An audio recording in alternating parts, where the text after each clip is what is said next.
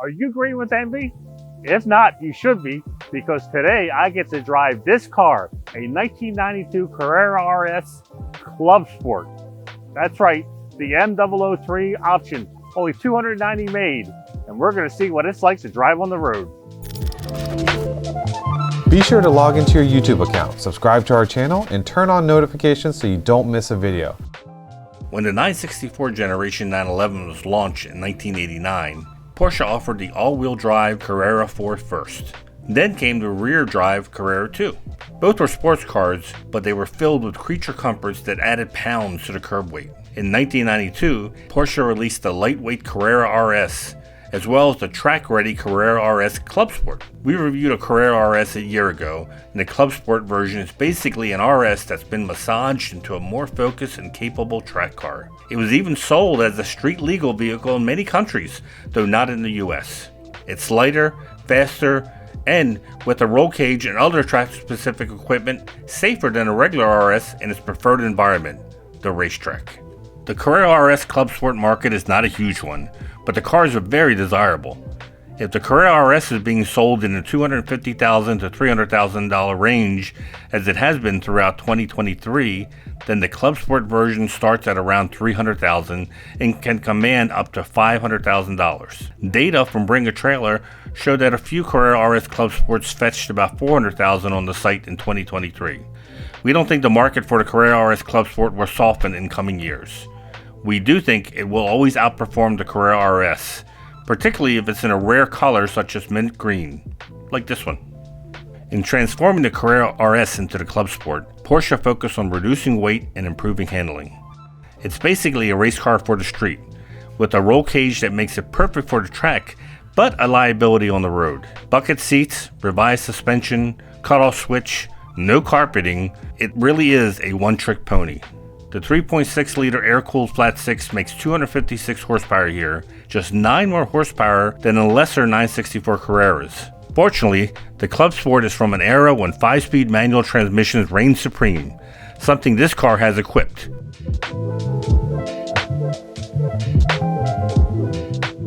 Alright, here we are, inside the Clubsport. I can actually hear my voice echo because there's no sound deadening at all on this car. It is, you've heard the term, it's a race car for the street. It's often overused in marketing, but as you can see, this thing is 100% a race car that happens to be legal on the street now in the US, now that it's over 25 years old. I'm not a big fan of the roll cages inside of cars, mainly because of an accident. There's nothing protecting my head because I'm not wearing a helmet. But for the track, this is great. But even for the track, we would use padding on any kind of metal object like this that you may potentially impact. But for today, we're not going to have anything happen to the car, and we're just going to enjoy it and see what it's like to drive the RS Clubsport version of this car. It's 265 horsepower, a little bit more than the stock Carrera 2, but not by much. That was 247. So everything else is really the suspension and the lightweight. 2,700 pounds. A Carrera 2 in US trim was 3031. So pretty significant savings in weight. There we go. So actually a little quieter at idle than I imagined. It does have a lightweight flywheel. So I had a race car very much like this. The interior looked like this. It actually had very, very thin carpeting by class rule. And I can tell you my race car sounded a lot louder, probably because I was running a straight exhaust. So this is actually quite livable sound-wise. I was expecting it to be louder. I used to have a solid transmission mounts, which you can literally hear the gearbox spinning. This one doesn't seem to have that, so it's actually much more livable. So let's give it a try here.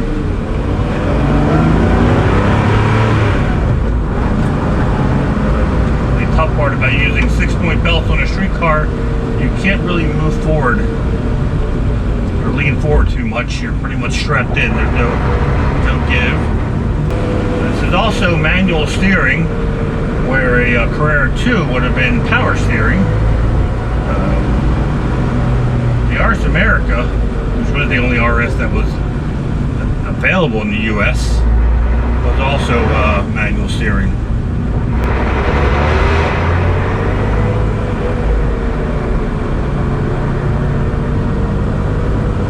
Of course, being slowed down by this little VW SUV in front of me. We'll have to find some open road when they turn off.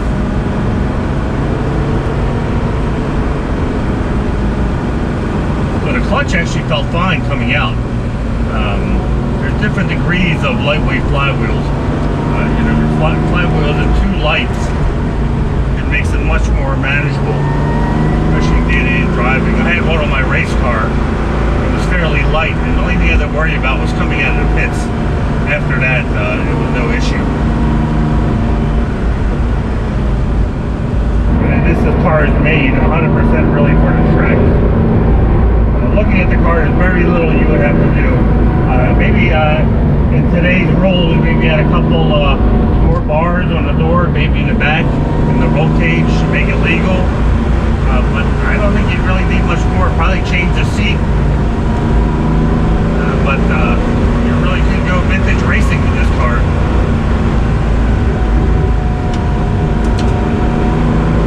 It feels so light. It feels lighter than 2,700 pounds that it's supposed to be. And the steering is super light. It almost feels like the power steering on my regular C2.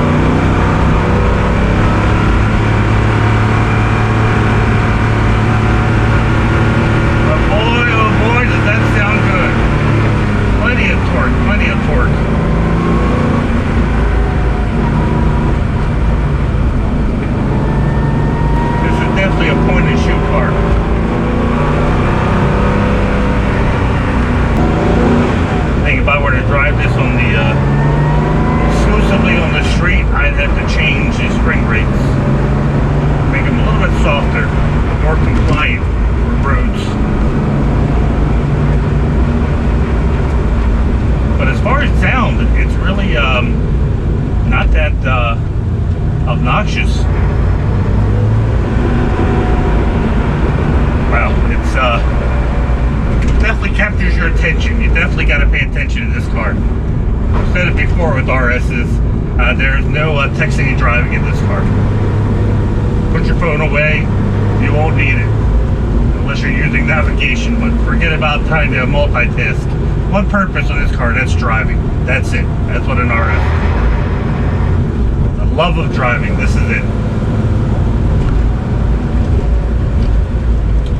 All right, that was an incredible ride. It's I've been lucky enough to, as I say, drive the Carrera RS, the RS America, the Carrera 2, the Carrera 4, and this is another one off my bucket list, the Clubsport.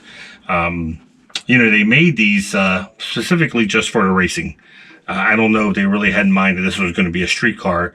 It is with the cage. It has a fire extinguisher. You can see the 6-point belts, the race seat.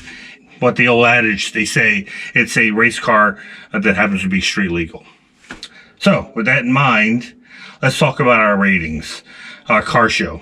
This is a 9.5. Without a doubt. Hopefully people who see it at a Cars and Coffee or a Concours realize this is the real thing. This isn't a C2 that's been stripped. This is a real thing. They only made 290 of these cars.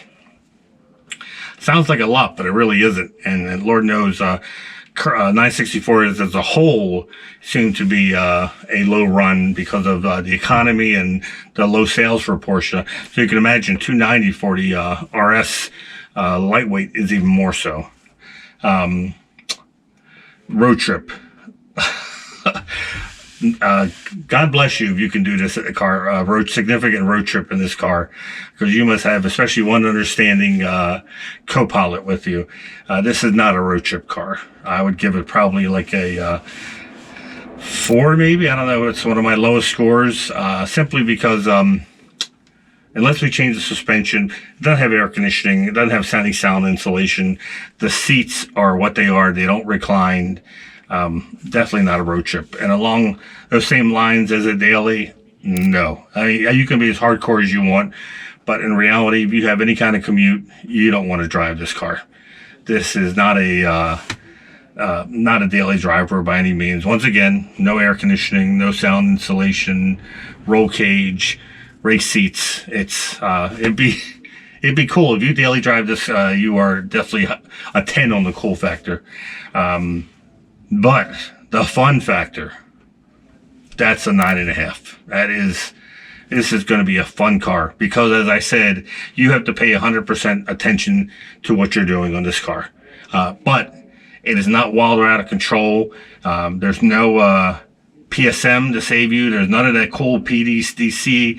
It's simply ABS. That's about the only thing they have to help you out. The rest, it's all up to you. So you're going to really rely on your skills to make this car handle. But it'll reward you, because you know it's you that's making this car handle, not the computers like the modern cars.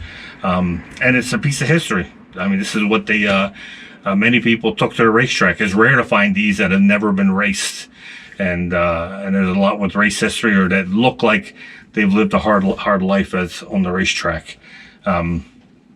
As Ferris Bueller says, if you get the chance, and you have the means, I certainly recommend it. Give us a thumbs up if you like the video. Remember to subscribe and make some comments below if you have any experience driving this, or you have any questions. We can get the owner to chime in and answer them for you. Until next time, we'll see you around.